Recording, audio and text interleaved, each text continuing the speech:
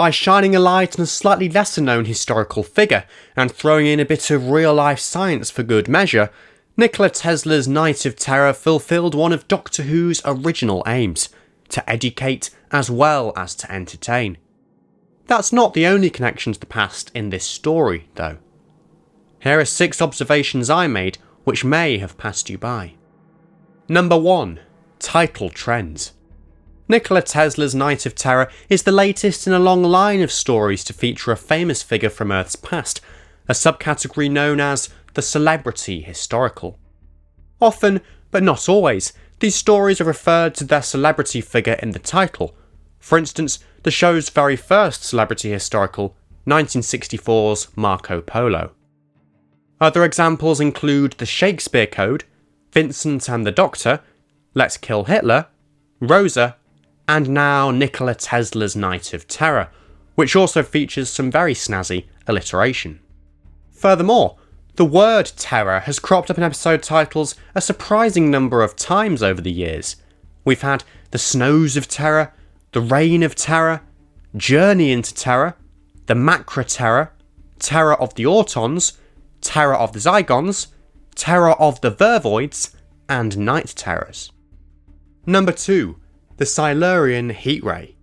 Now, if you've been staying up to date with the channel's community tab and or my Twitter feed, you'll know that I put up a post last week remarking how similar a gun held by the Doctor in a photo from this story looked to a Silurian Heatray as used by the redesigned Silurians in the Hungry Earth and Cold Blood and subsequent 11th Doctor stories. Some speculated this was just a bit of lazy prop reuse, but I had a feeling there was a bit more to it than that. And I was right.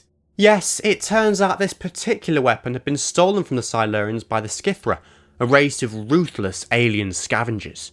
I thought this was a really cool Easter egg, not too in your face, but still enough for the fans to get excited about. Number 3. The Doctor in New York. The Big Apple has featured in the show many times over the years, across multiple time periods. It was first visited by the Doctor very briefly in 1965's The Chase, but wouldn't provide the main setting for a story until 2007's Daleks in Manhattan and Evolution of the Daleks. Set in 1930, this story explored the fallout of the Wall Street crash, which in real life took place just 1 year previously. Following cameos in The Stolen Earth, which showed us the city's unit HQ for the first time, and as one of the many American cities to feature in the 1969 set The Impossible Astronaut and Day of the Moon, New York appeared prominently in The Angels Take Manhattan, set across 1938 and 2012, which also saw Doctor Who location filming take place in the city for the very first time, and the more contemporary The Return of Dr. Mysterio. Nikola Tesla's Night of Terror marks the first time the Doctor has visited the city during the Gilded Age. A further link between these last two stories is that they both made use of the new Bojana film studios in Bulgaria, the backlot of which contains some authentic New York streets. Number 4. The Doctor's Pink Top. Or magenta, or burgundy, or whatever shade you want to call it. But whatever you say, this costume variation made its first appearance in the 13th Doctor's very first historical story, Rosa, so it was nice to see it again here in the first historical of Series 12. Subsequently worn in the Saranga Conundrum and Demons of the Punjab, it will be seen again later this season in Praxeus, and possibly in other stories too. Number 5.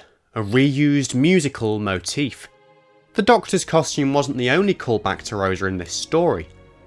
I won't replay it here due to copyright reasons, but the track that plays as the fam enter New York, starting at 8 minutes 50 seconds in, is a reprise of a motif first played as they're exploring Montgomery, Alabama, released on the Series 11 soundtrack as Parks, Rosa Parks.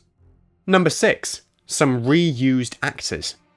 These were both announced in advance, but are worth repeating here I think for anyone that wasn't aware. Robert Glenister, who plays Thomas Edison in this story, previously appeared as Salatine in the 5th Doctor's swan song, The Caves of Androzani. More familiar to younger fans will be Anjali Mahindra, who played Rani Chandra in 4 seasons of The Sarah Jane Adventures, and appears here almost unrecognisable under all those layers of prosthetics, as Queen Skithra. As ever, I really hope you've enjoyed this video and perhaps learnt something new from it. If there's anything at all that I forgot to say or didn't mention, then please feel free to put it in the comments below. I'll see you next week for a 6 Things You Missed video about Fugitive of the Judoon, which will, amongst other things, include a roundup of every single time Gloucester Cathedral and the surrounding area has featured in the show before. So make sure you're subscribed so you don't miss that. But until then, thank you so much for watching, and goodbye for now.